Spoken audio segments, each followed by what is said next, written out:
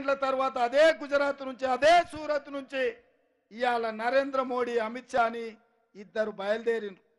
వాళ్ళకి ఇంకొక ఇద్దరు తోడైనరు. మేమిద్దరం మాకిద్దరు.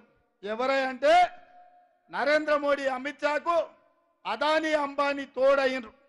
వీళ్ళు నలుగురు ఆలోచన ఒక్కటే, ఈ దేశంలో రిజర్వేషన్లు ఉంటే దళితులు గిరిజనులు హక్కులు అడుగుతారు, అధికారంలో భాగం అడుగుతారు.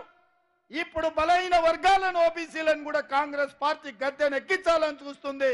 ఇక తమ చేతిలో ఈ దేశం ఉండదు, ఈ దేశ సంపద ఉండదని బ్రిటిష్ వాళ్ళ లాగా తయారైనరు. వాళ్ళు బీజేపీ అని పెట్టుకుంటే నేను అదేదో భారతీయ జనతా పార్టీ అనుకున్నా. నిన్న మన బీజేపీ ఆయన ఒక ఆయన పెళ్లిలో కలిసి నవ్వుకుంటూ చెప్తున్నాడు, అన్నా మాది బీజేపీ అంటే భారతీయ జనతా పార్టీ కాదు, బ్రిటిష్ జనతా పార్టీ. మా విధానం,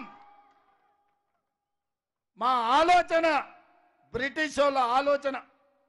జాతుల మధ్య, మతాల మధ్య, ప్రాంతాల మధ్య, భాషల మధ్య, మనుషుల మధ్య చిచ్చు పెట్టాలి, విభజించాలి, గద్దెను ఎక్కాలి, దేశాన్ని దోసుకోవాలి. ఇదే విధానం. అందుకే ఇవాళ భారతీయ జనతా పార్టీ 400 సీట్లు అడుగుతుంది. మా దామన్న స్పష్టంగా చెప్పిండు, ఎందుకు కావాలనే 400 సీట్లు? రాజ్యాంగాన్ని సమూలంగా మార్చాలి. రాజ్యాంగం ద్వారా డాక్టర్ బాబాసాహెబ్ అంబేద్కర్ ఇచ్చిన రిజర్వేషన్లను రద్దు చేయడం ద్వారా దళితులను, గిరిజనులను, బలైన వర్గాలను అనదొక్కి బానిసలుగా వాళ్ళ చెప్పు చేతల్లో పెట్టుకోవాలనే కుట్ర జరుగుతుంది.